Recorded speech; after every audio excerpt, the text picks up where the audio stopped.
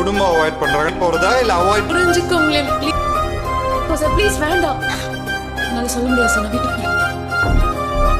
ஏன் சொல்லு தலையாட்டுற அக்கா என்னன்னு சொல்லு யாஷிகா என்னன்னு சொல்லு என்ன எனக்கு பிடிச்சிருக்கியா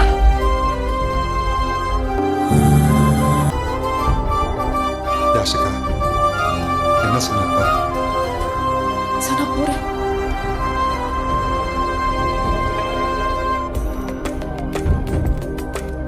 யாஷிகா நீ என்ன